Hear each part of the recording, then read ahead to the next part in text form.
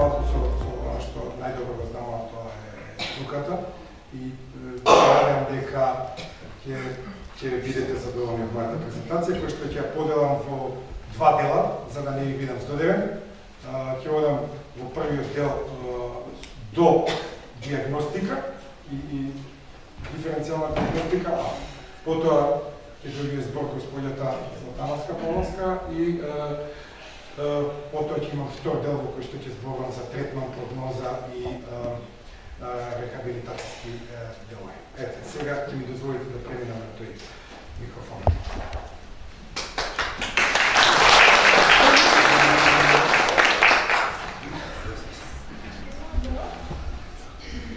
Денешното излагање го насловив како аутизам, момент на состојба во Македонија. На почетокот би сакал само да ве запознам со еден курс историјат, може би повеќето тука и не ви е познато, ако има родители, тие нормално не би требало зашто да се занимаваат со ова, може би некои исто така се радувам што гледам мои студенти, поранешен се разбира, и има и една активна студентка, така што овој дел од историјатот не е многу познат, а убаво е, ако сакаме да ја креираме идејата, убаво да знаеме и дел од историјатот. Значи, терминот несреќно употребен за прв пат од Еуген Бойлер е употребен, но е употребен за шизофренијата. Несреќно, зошто велам несреќно? Затоа што понатаму доста се преплетува со шизофренијата. Па доскоро имате ситуации кога вработени во центри за социјална работа во Македонија не знае што е тоа аутизам, го меша со шизофренија. Затоа велам несреќно, значи Еуген Бройлер во 1911 заради таа аутистична осаменост кај лицата со шизофренија го дава тој термин, иако подоцна во 43-та Лео Канер опишува 11 деца со едно чудно однесување, повлечени во себе, инаку тоа е работи на Џон Хопкинс во САД, со германско потекло психијатар, и го дава прв терминот ран инфантилен аутизам. Што се двете есенцијални карактеристики? Една тотална повлеченост, изолација во себе и отпор кон промени. Децата во таа 43-та во вирот на Втората светска војна покажува еден страшен отпор кон промени. Тој смета Лео Канер дека раниот инфантилен аутизам е конгенитален по својата природа и дека децата имаат различни проблеми. Сосема накуса да го дефинираме за оние кои што првпат може би се среќаваат со оваа проблематика, аутистичниот спектар на нарушување, мораме да користиме таа терминологија, иако јас во одредени делови, за да го скусам времето, ќе користам и само аутизам, но според DSM-5 класификацијата од 2013 мораме да бидеме коректни, терминот е аутистичен спектар на нарушување. Значи се јавува пред третата година, тоа е невроразвојно нарушување и се манифестира според таа нова класификација во два дела. Нарушување во социјалната интеракција и комуникација, тоа е едниот дел, и вториот дел е нарушување во имагинативните вештини и едно стереотипно повторувачко однесување. Она што сакам да го запомните кога ќе излезете од тука како еден лајт мотив, и тоа би требало и авторитетите, владините авторитети да го имаат пред себе, дека аутизмот представува огромен здравствен проблем во Македонија, огромен социјално-медицински проблем, потоа огромен ментално здравствен проблем и секако за оние што се од училиштата представува голем образовен проблем, и сето ова ми дозволува мене и ми дава за право како професор редовен на Универзитетот Свети Кирил и Методи и председател на Македонско научно здружение за аутизам да кажам дека аутистичниот спектар на нарушување треба да представува национален приоритет. Овде на овој слайд што имаме? Ги имаме двете основни, таа парадигма, од едната страна генетиката како оружје, лошата генетска предиспозиција, мислам, и срединските фактори како куршум. Кога тие две, кога од оружјето ќе испукаме куршум, ќе добиеме оштетување кое што го нарекуваме аутистичен спектар на нарушување. Оваа сменета парадигма укажува на тоа дека дефинитивно аутизмот не е психолошка состојба, како што се сметало во 50-тите години, од предводена на школата од доктор Бруно Бетенхайм, кој што сметал дека аутизмот настанува како последица на тоа дека мајките на овие деца се ладни, како фрижидер, така ги споредува, и заради занемарување на собствените деца, децата забегувале во аутистичен спектар, да кажеме. Односно, дека не била пружена доволно љубов, дека не биле доволно третирани, дека не биле доволно од своите мајки сакани и немало некаква емоционална врска, што подосна и тоа како со почетокот на 70-тите, а да не говорам во последните 10-20 години, тотално е исфрлена и биолошката теорија е на сцена. Значи, аутистичниот спектар е нерво, гастро, имунолошко нарушување, што е резултат на една генетска сусцептибилност, значи лоши гени, мутирани гени и секако средински инсулт кој што би требало да го отпочне. Она што го говорев DSM-5 2013 класификацијата се споредува со чадор, тоа е состојба составена од 4 основни нарушувања. Во аутистичен спектар на нарушување говориме за класичниот или Канеров аутизам, понатаму говориме за преразивни развојни нарушувања неспецифицирани на друг начин, или атипичен аутизам, уште познат во литературата.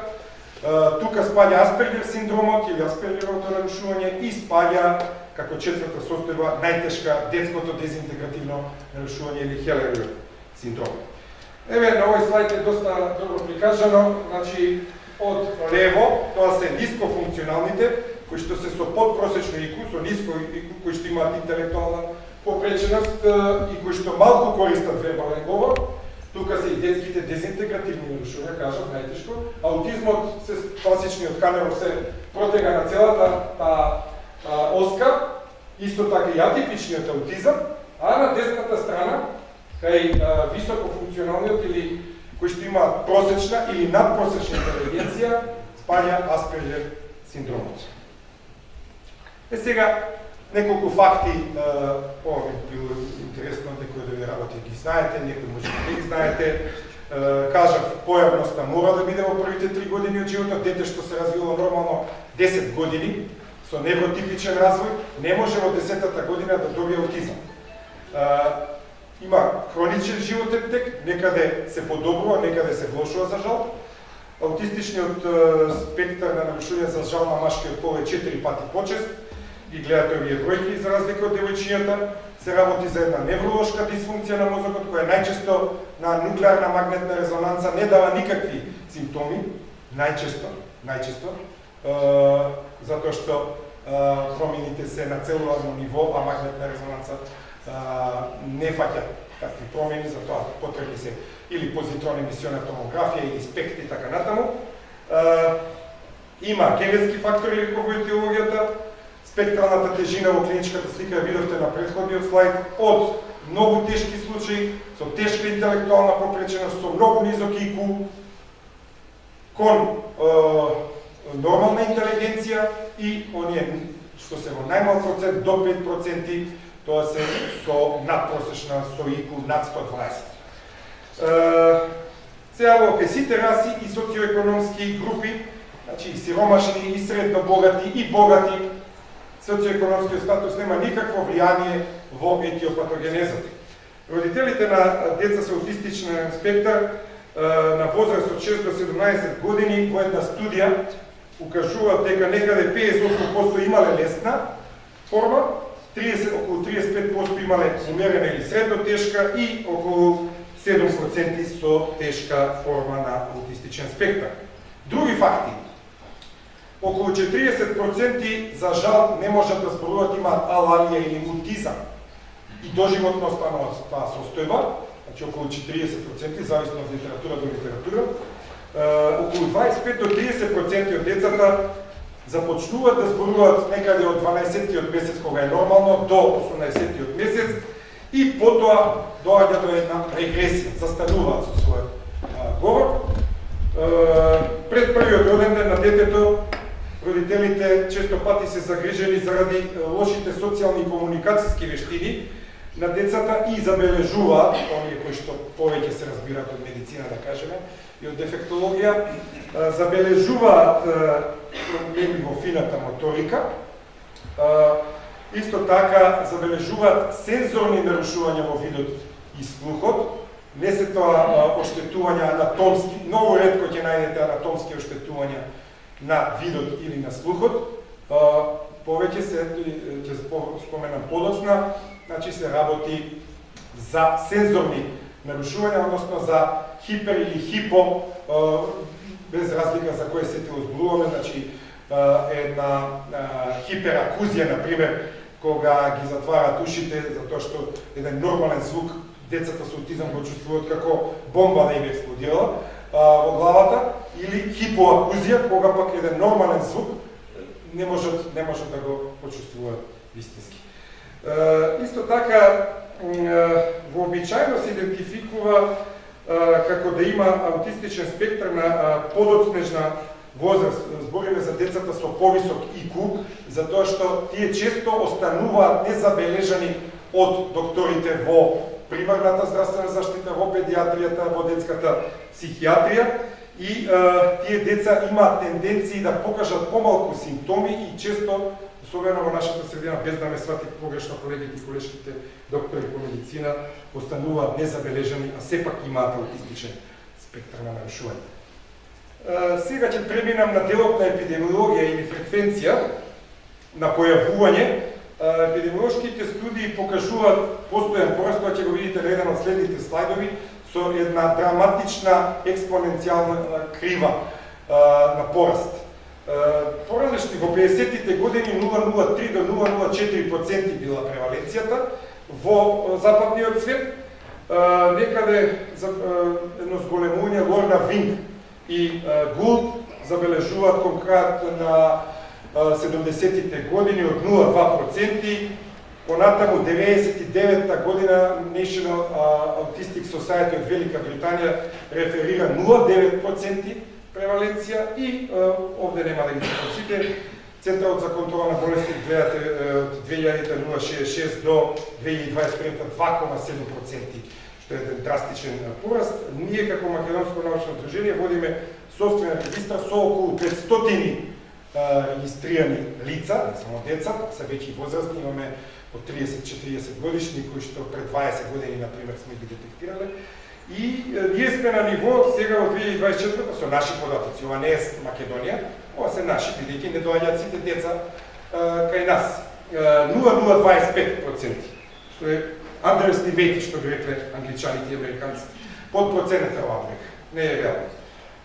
Тоа е заради тоа што не постои регистар, и ако процениме 100 на 10.000, иако и оваа процена е минималистичка, предпоставките моје водат дека во Македонија треба да очекуваме дека имаме околу 20.000 лица, деца и возрастни лица со аутистичен спектар. Зошто е подпроценет?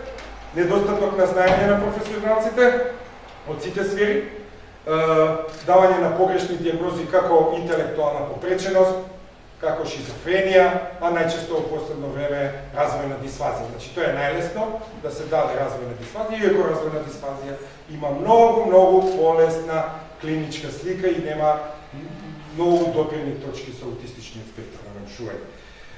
Исто така имаме недостаток на свесност кај одредени родители да отидат на лекар и да го диагностицират своето дете, и овде особено би потенцирало, ова се однесува на ромската и албанската популација, без да бидам погрешно сватен дека сум националист. Туку ова е чиста реалност од мојата практика. Во светот нов случај се диагностицира на секои 20 минути. Значи, додека предавам ја, во првиот час околу 3 ќе има сигурно диагностицирано деца со аутистичен спектар. Во Европа се проценува дека страдаат околу 8 милиони, тука сметаме и на возрастни деца, не само на деца.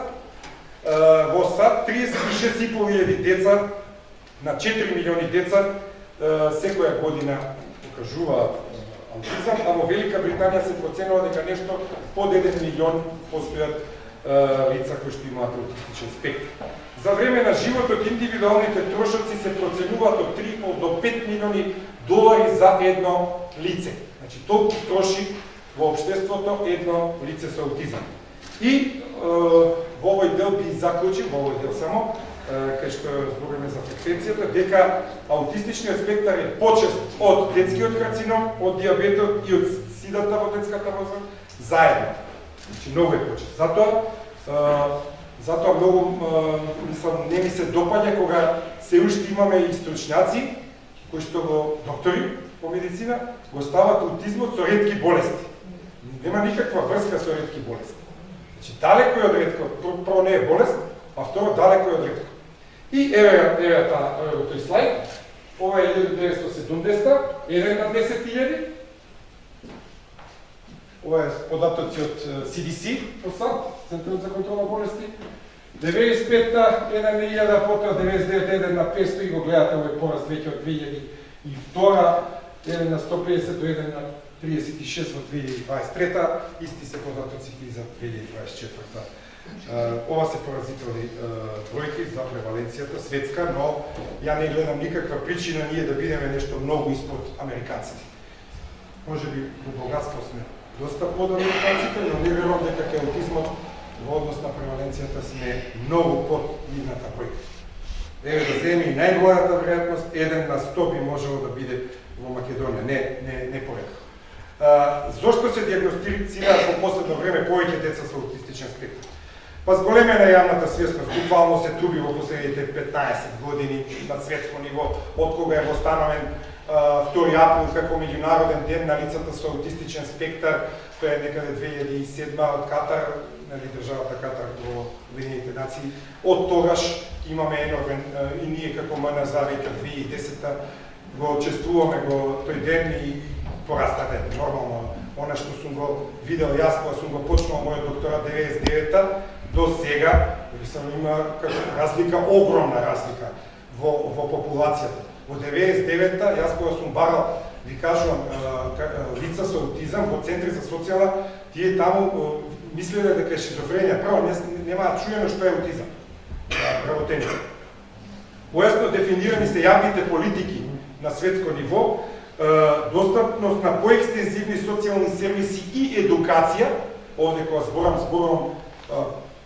сватете ме за САД и за земјите на Европската унија, на западната хемисфера, и достапност до подобри и посензитивни диагностички алатки, ќе ги спомнам подоцна кои се сите тие.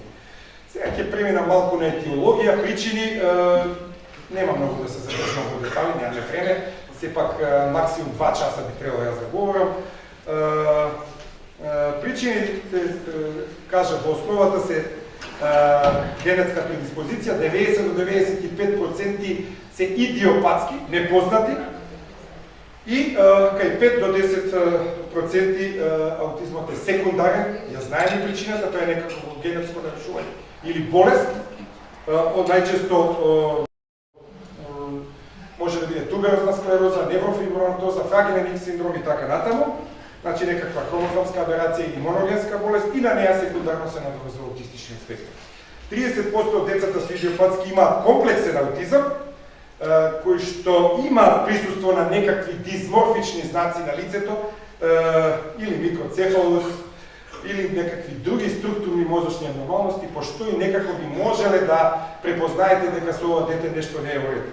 Но 70% од децата со идиопатски аутизам го имаат оној есенцијален аутизам, кој што нема никакви физички абнормалности, дисморфија на лицето, вратот или на други делови од телото.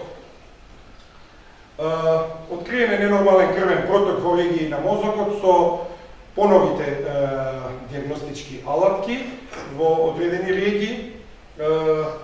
Друго, во однос, често пати е откриено дека децата што имаат висока температура заради разни заболувања, статус фебрилис, например, вирусни, бактериски, во првата година од животот би можело понатака, но повторно ќе кажам, врз една лоша генетска предиспозиција, затоа што не сите деца што имаат статус фебрилис развиваат аутизам.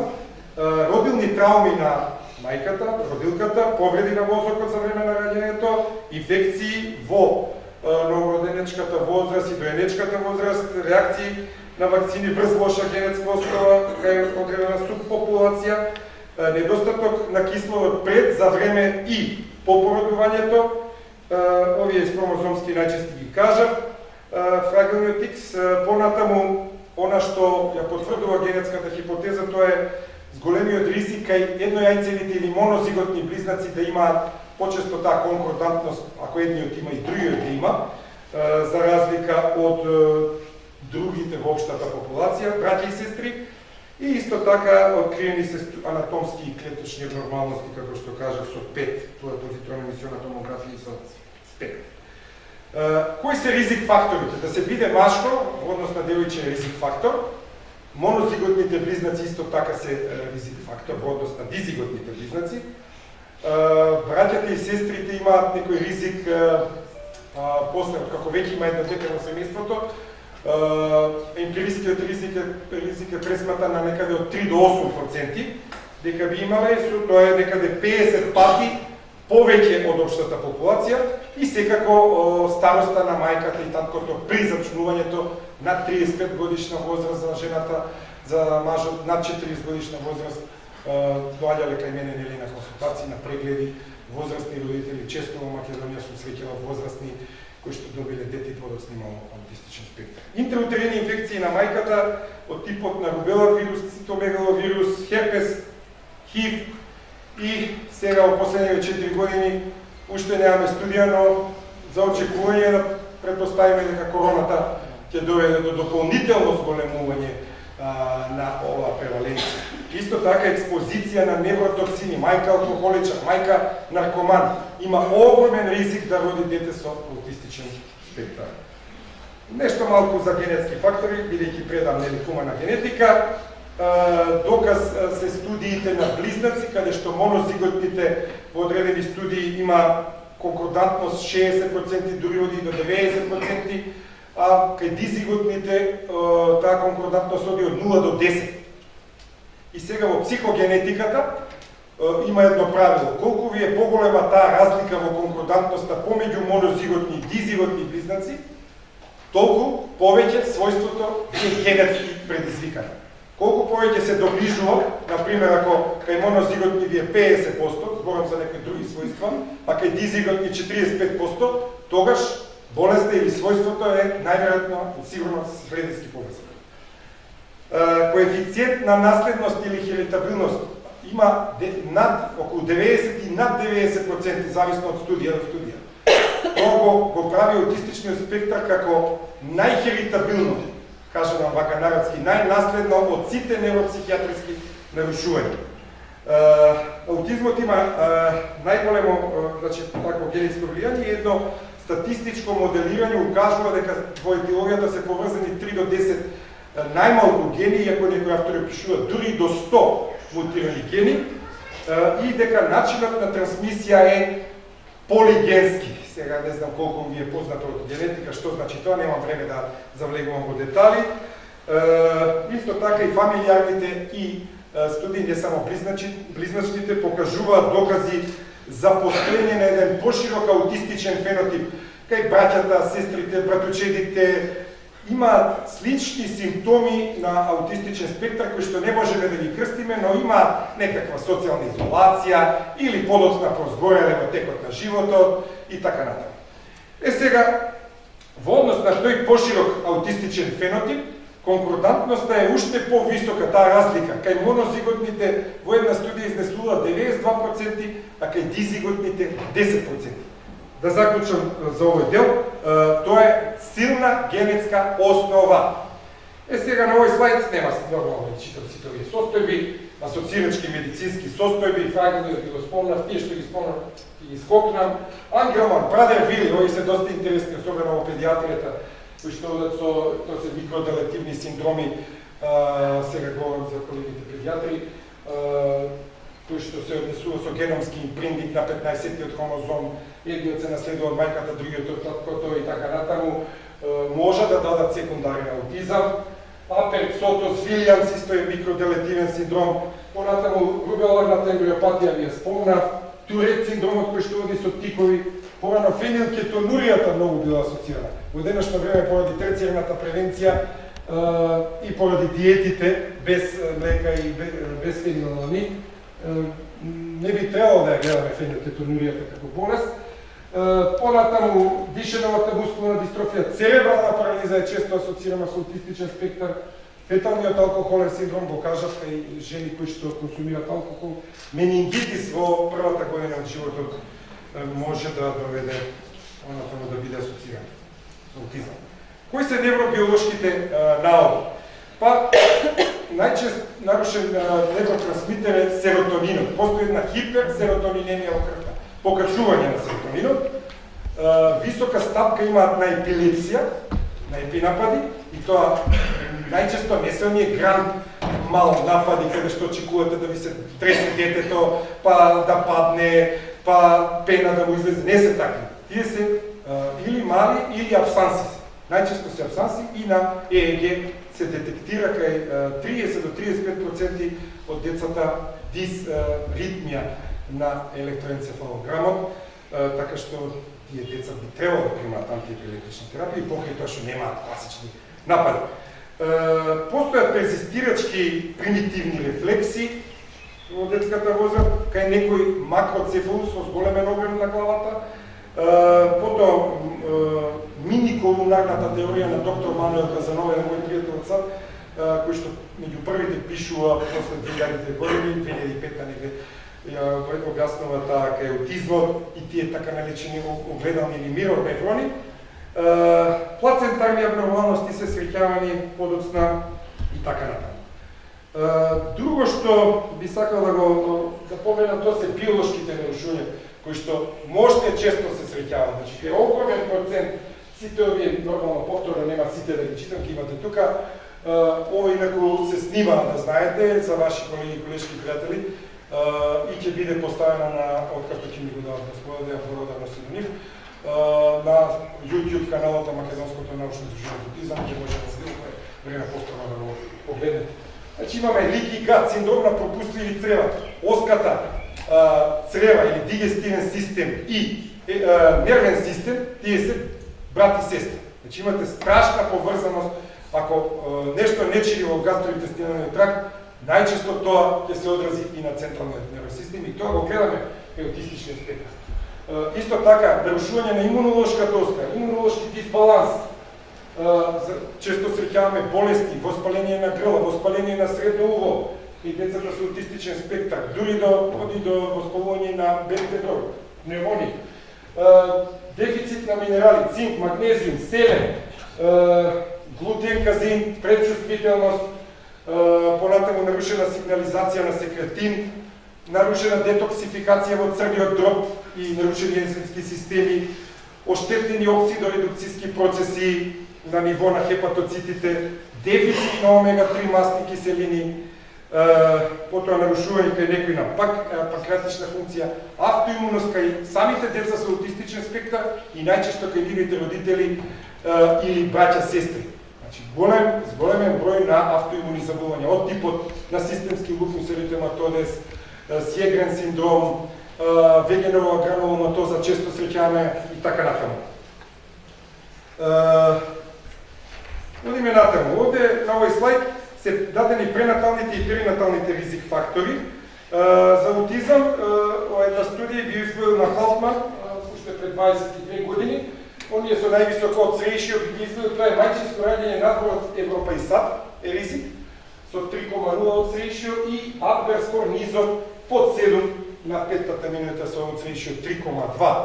Тука се и хипертензивна болест на мајката, крварење, царски рез, сите тие како едни пренатални и перинатални ризик фактори за настанување на аутизм. Често кога доаѓат кај мене на преглед родителите, гледаме низок Адбер скор околу 7, 8 најмногу, под 7 секако често пати го среќам, така да тоа е голем ризик. Сега, малку за ако има психолози, има ли тука некој психолог во салава, малку за теорија на умот или Theory of Mind, тоа е на професор Саймон Барел Коен.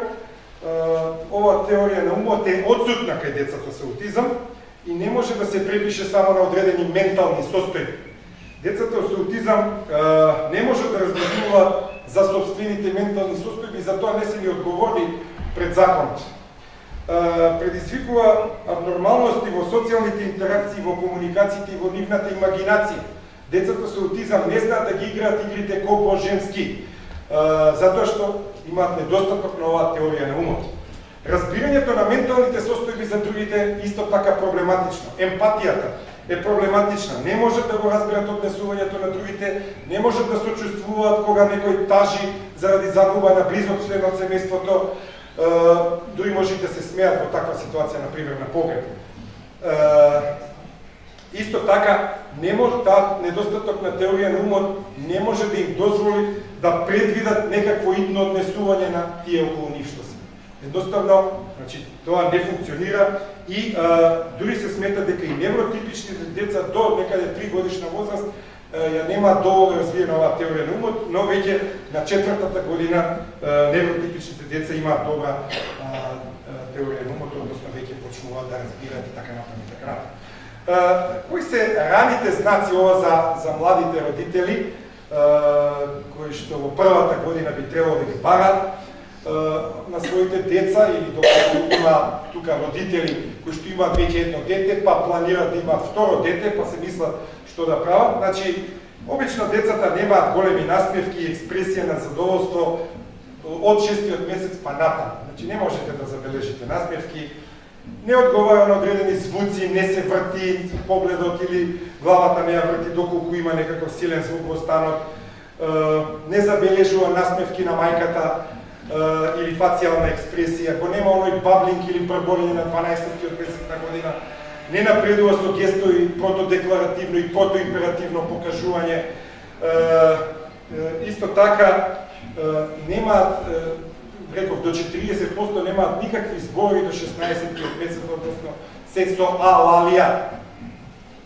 Потоа немаат, ако имаат некакви зборови, немаат двосложни фрази, не знаат како што кажат да имитираат и секое губење на говор, преборење или социјални вештини до 3-та година секако дека ќе представува еден од раните знаци дека може да наговести дека тоа дете ќе има аутистичен спектар. Сега тука преку слики на брзина ќе поминам преку најчестите клинички карактеристики, а потоа ќе ги дообјаснам.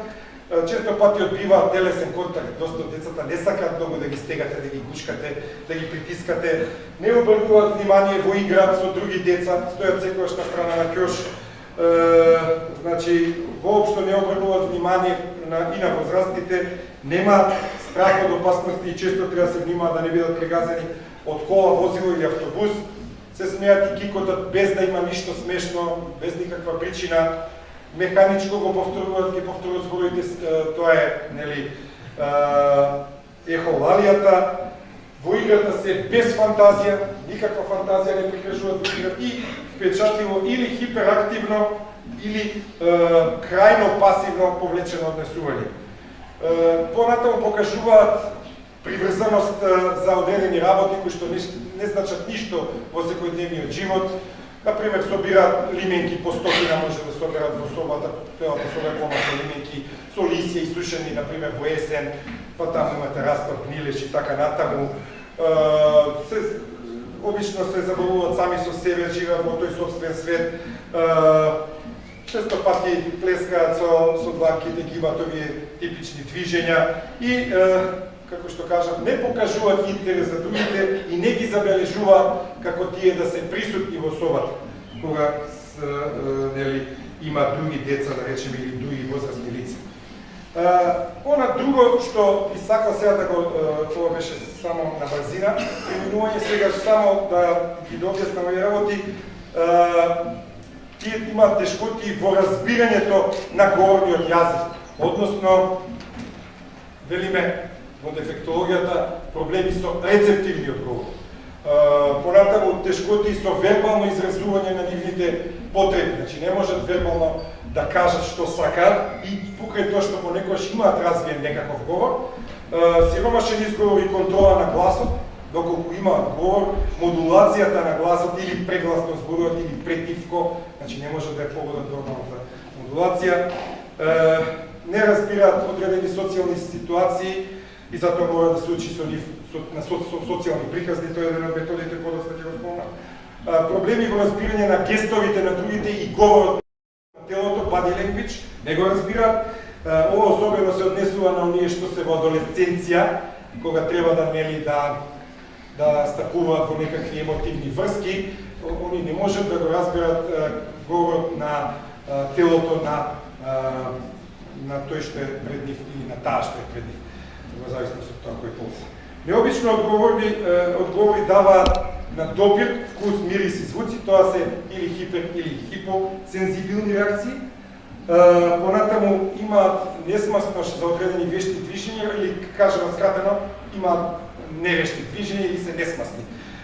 Изолираност и социјално повлекување, отпор кон промени, тоа веќе го забележал и Лео Канер, социјално непријатно и неприлагодено однесување за дадената социјална ситуација, понекогаш кај дел од нив може да се покаже страв, може да игра поинаку, да прави линии или да реди играчките како воз, или пак да ги врти предметите од тркалото, наместо да вози количката машкото дете по подот, тој ги врти, бидејќи тоа да стимулира. И она што е едно правило непишано, тоа е дека се многу подобри во визуелните вештини отколку во говорите и тоа треба да се користи понатаму во третман. Ученикот може да има и оштетување во интелектуалното функционирање и големи сериозни проблеми во образовниот процес или learning disabilities, тешкоти во учењето. Понатаму тие се себе стимулираат, знаат често да се луат или да се удираат со главата во цит или во кревет, или да го имаат тој рокинг во седејќи во нишкање во столицата, прикажуваат несоодветни емоции, вознемиреност при промена на рутините и промена на окружувањето. Стануваат доста фрустрирани кога се одлично изложени на повеќе стимулации од еднаш. Дискотеки, такви работи, гласни звуци, лајт шоу и така натаму, сето тоа за нив може да биде превознемирувачки. И сега, за родителите тука во салата, не гледајте и ако се разбира дека овие сите симптоми не може да ги има и не мора да ги има вашето дете. Значи не очекувајте и да се тешите, па ова го немам и моето дете нема аутизм. Не е така. Ќе видиме подоцна кај DSM-5 класификацијата, доволно е само да има одредени работи за да добие диагнозата аутистичен спектар на нарушување. Значи, кај ниедно дете ги нема сите овие симптоми собрано. Тоа би било тешка клиничка слика, да ги има баш сите овие карактеристики кои што ги кажам. Други состојби, коморбидни, кои што често се појавуваат, значи од 70 до 75% имаат интелектуална попреченост и таа е голем проблем во текот на животот. Турет синдром може да биде коморбидитет, го спомнав пред малку. Многу од нив имаат дуал диагнозис или двојна диагноза, АДХД, Attention Deficit Hyperactive Disorder, и често пати не се знае што е што, но можно е детето да има и аутистичен спектар и АДХД, не е исклучено. Значи можно е двете работи да има. И нема да погрешите ако ја дадете и двете диагнози. Затоа што многу често се случува да ги имаат и двете диагнози. Особено кај децата со Аспергер синдром во адолесцентниот период забележени се промени во расположението и појавата на анксиозно-депресивното нарушување, и тука треба да бидат многу внимателни родителите, затоа што таквите деца задолжително мора да бидат на адолесцентен психијатар и да добиваат терапија заради опасноста од суициди. Понатаму, симптоми на анксиозност, панични епизоди, компулзивни напади често се јавуваат како коморбидитети и епилептичните нарушувања до 30% од популацијата има некаков вид на нарушено ЕЕГ. Други коморбидни состојби, астма бронхијале, кожни алергии, често алергија на храна, зголемена чувствителност на глутен, казеин, лактоза и толеранција, многу често инфекции на средното уво, често имаат тешки главоболки, но не знаат да го кажат тоа. Нарушување на сонот, заради што тоа представува кошмар и на самите деца и на родителите, бидејќи на сабајле стануваат доста изморени, бидејќи немаат квалитетен сон. Проблеми со сензорното процесирање, и нарушувања во исхраната, јадење на еднообразна храна. Други коморбидни се невролошките нарушувања, хромозомски нарушувања, ви кажав некаде до 5 до 10%, зависно од студија до студија, и секако други генетски нарушувања, да не ги повторувам сега редица на синдроми. Какво е интелектуалното функционирање кај децата со аутистичен спектар? Значи, некаде од 50 до 62% имаат околу 70, што не се смета за нормалната е од 80 а нагоре, или високофункционални се најретко, тие се околу 5%, ви кажав, ику има тенденција да биде стабилна во текот на годините. Тешко, ретко опаѓа драстично, да кажеме, не постои специфичен когнитивен профил за аутистичен спектар и нема когнитивен профил што може со сигурност да ги разликува децата со аутистичен спектар од другите невропсихијатриски нарушувања. Исто така, децата со аутистичен спектар имаат и некои предности, не се само овие лоши работи, да ги кажеме. Значи, на Векслеровата скала, обично матрикс расудувањето, концептот за слики им се подобри отколку невротипичните деца, но имаат секако и слабости на тие Векслерови субтестови, а тоа е разбирањето на говорот, речникот, богатството на речник, барање на символи и символизација, кодирање на зборови и така натаму и реченици. И она што сакам да одовде да го запомните е дека IQ може, кај некои, не кај сите, но кај некои деца може да се подобри со текот на животот за неколку поени. Дури има и студии кои што велат по АБА, силна АБА, ќе зборам во вториот дел од денешното предавање, дека подобриле дури за 10. Значи, ако имало детето 50, дошло до 60 со интензивна и напорна работа IQ. Што не значи дека го излечиле аутизмот.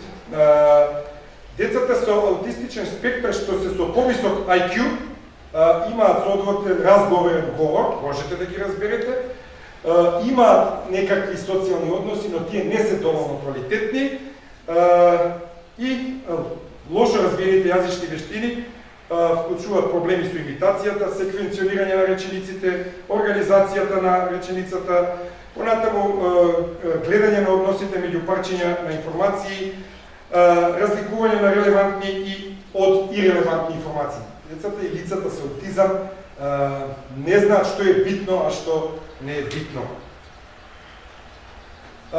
Релативно добро развиени вештини кај нив се перцептивната дискриминација. Одлично имаат моќ за перцептивна дискриминација, пронаоѓање на визуелно знаење и токму затоа треба целото учење во процесот на едукација да го насочиме кон визуелните методи, преку слики. Одлично визуелно размислуваат, имаат одлично запазување на детали на слика и одлична фотографска меморија, меморирање на памет.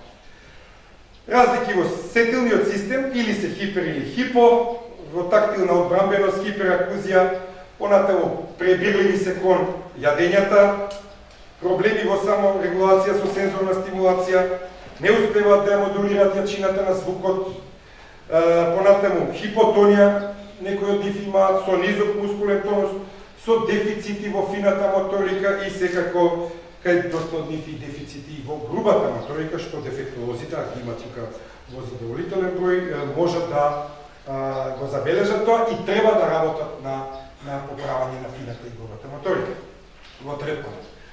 Што е предизвик во диагнозата на аутизмот како едно педиатриско, би рекол, развојно нарушување?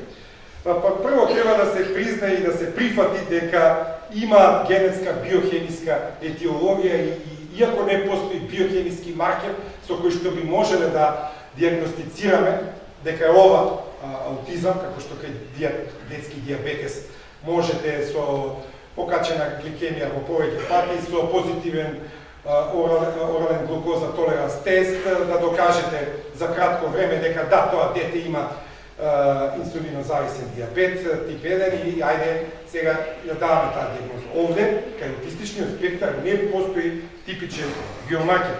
Задоснување во созревање на мозокот или доцнењето на миелинизацијата, особено и поврзаноста помеѓу темпоралниот и фронталниот лобус е доминантна кај децата со аутизам.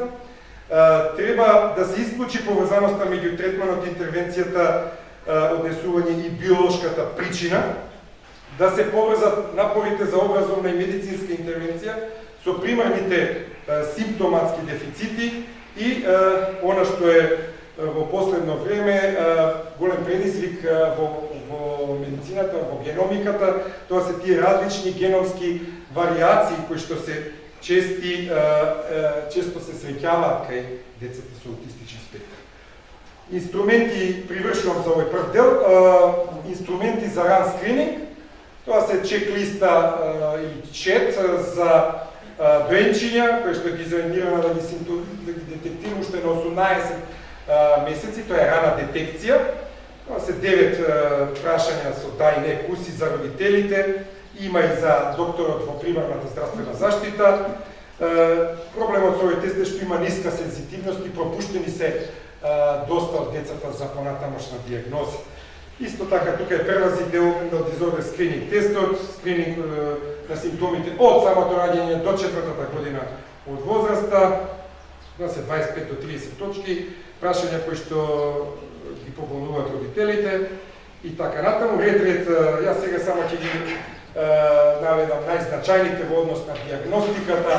Главно е обсервацијата на однесувањето на детето во текот на прегледот и еден добар искусен доктор медицинар кој што го разбира аутизмот може за преглед од 45 минути веќе да биде сигурен со обсервацијата и со спроведување на одредени скали. Генетските испитувања би помогнале дали се работи за примарен или секундарен. Често пати се негативни тие тестови, затоа што се работи за идиопатски аутизам.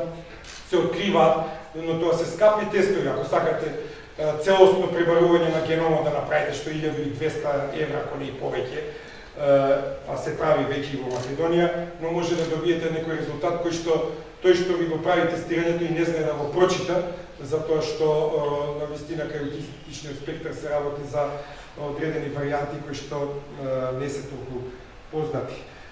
Тестови за процена на јазичните способности, за моторната координација, слух и вид, тука особено дефектолозите овде прават, когнитивни тестирања психолозите, прашалник за социјална комуникација, медицинарите задолжително некаде, особено ако имате знаци дека детето фиксирало поглед неколку секунди во некоја точка, најверојатно се работи за абсанс и тоа треба да се докаже со ЕЕГ. КТМ и магнетна резонанца, ја многу и не ги препорачувам затоа што буквално не се наоѓа ништо или па некогаш некој можеби недоволно искусен читач на магнетна резонанца не го видел добро, па ми доаѓаат родители и ми кажуваат дека во Македонија добиле дека е бео, а потоа кога отишле во Западна Европа, направиле магнетна резонанца и нашли одредени промени во одредена регија на мозокот. ICD-10, односно сега се веќе МКФ критериумите, нели, 11-та класификација на Светската здравствена организација, DSM-5 критериумите, ADR и ADOS, тие се некој златен стандард, но за нив треба и сертифицираност и долго време. ADR, например, час и половина трае тоа интервјуирање.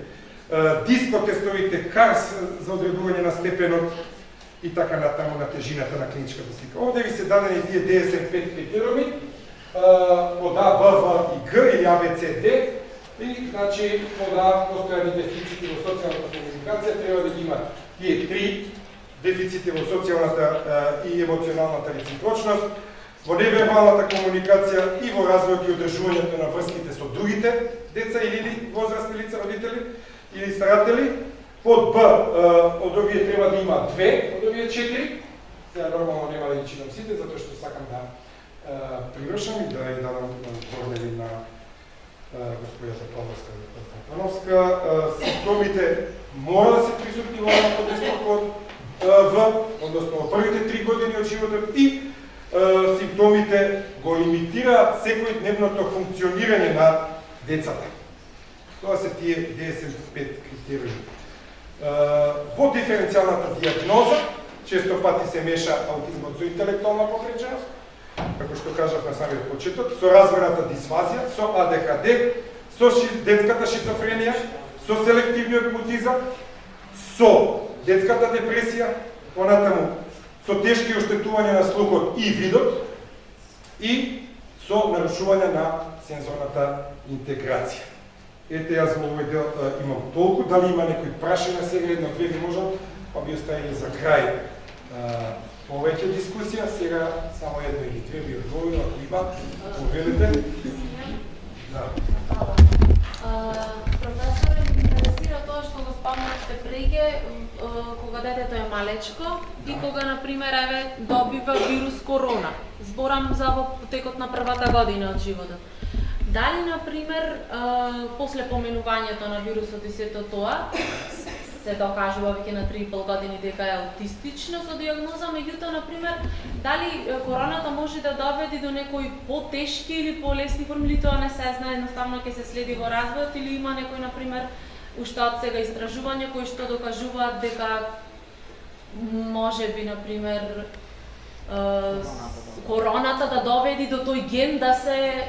За сега нема такви истражувања кои што би докажале дека короната го предизвика аутистичниот спектар, но тоа треба сега да се следи. Значи во следните години сигурно. Значи може бидејќи тоа сега се следи. Верувам дека е можно да короната некаде, особено кај бремените жени кои што имале тежок облик на корона додека биле бремени. Извинувам, професоре, чест ми е да го поздравам Филип Дума, најдобриот детски невролог кој дојде од Скопје. Не поздрав се. Благодарам јас што Следок сум на неговите почетоци на работа со аутизам и многу нешто вака високо го постигна на нивото. Само за короната да додам, по нашите студии во времето на короната единствено што имаја некој ефект беа децата со аутизам, затоа што родителите беа повеќе дома со нив, имаја повеќе стимулација, имаја повеќе љубов, имаја повеќе внимание. Значи, во тој период инциденцата на аутизам, вие повеќе знаете, меѓутоа короната заради затварање во домашна средина придонесе да тие ефекти се намалат. И по најновите сега трудоисточниток на Америчка асоциација за психијатрија, американците се обидуваат диагностиката на аутизам да ја започнат од 6-тиот месец, кој што кажа колегата, има знаци многу рано, да ги матичниот лекар да ги препознае тие знаци и да се започне со навремена стимулација, затоа што ако нешто е битно е стимулација. Фала. Најпрви му благодарам на професорот Филип Дума што специјално дојде од Скопје. Ние се познаваме доста одамна и со своето доаѓање тука нормално дава тежина на трибината.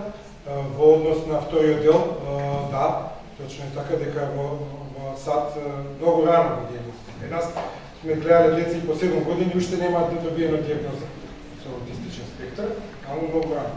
Веќе има, ги спомнав кои се знаци, има добро обучени доктори кои што може да дадат некаде 6 месец во крајот на првата година.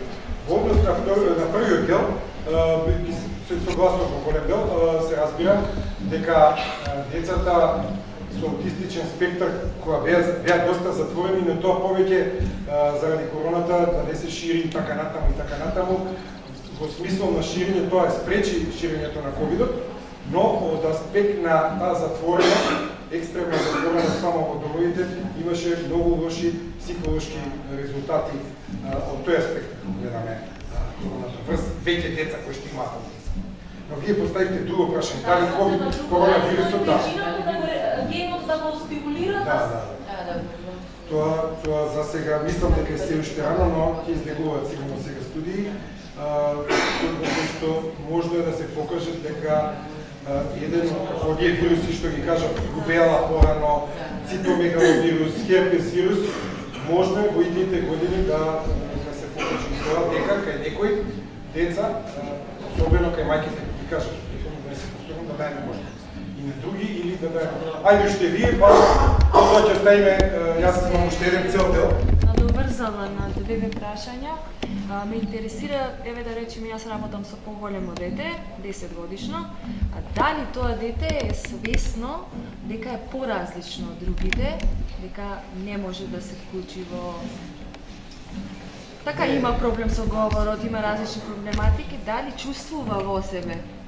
Најчесто Јас не е пробувам свесно, да ако го има откријам. ниска степен на интелектуално состојание до IQ, Така, не е свесно. најчесто не е свесно, но ако е со нормална интелигенција или ако е високо функционално, обично знае дека има проблеми во комуникацијата и тоа треба, например, во социјалните врски, додворување, тоа треба да го учи на памет, како шема, како шаблон, или да оди да плати во маркет, како да плати, па колку да му вратат кусур.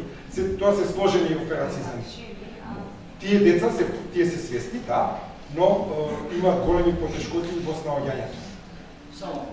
Значи, околу 75% не се свесни, бидејќи имаат интелектуална попреченост, поставена ментална ретардација. Само едно кратко. Ајде, вие и... Господијата кажуваше за корона. Не би се сложил, пошто мојата жена беше во време на корона времена, се вакцинираше со двете вакцини, така да со другото дете никаков проблем. Немаше однос тако. Меѓутоа, Дај може да скратиме, да продолжиме. првото дете ми е, значи, 3,5 години, знаете, Конкретно прашање, да кажете. конкретно. Дали со томатис терапија, пошто го носам во Белоград, пошто нажалост немаме во Охрид. Во Белград? Да, Добро. има, гледам. Значи, доста Томатис може да има подобрување, доста е напредна, запознаем Добро. докторката. Убаво. Сакам да прашам, дали ми допуштија таму, значи да одим уште 6 или 7 третмани. Дали да наставам со тие томатис Слободно. третмани, пошто гледам ефектот е огромен. Слободно. За раз- Томатис е едно од Значи- кои што помага, да. А особено што Овие вие гледате дана подобрување, за- нема причина да престане. Пошто Тоа- се реално не знам колку е чисто. Да, гледам, пошто говорот му е веќе спуштен, мислам, нема говор. Да, томатис се користи кај деца што немаат говор, да.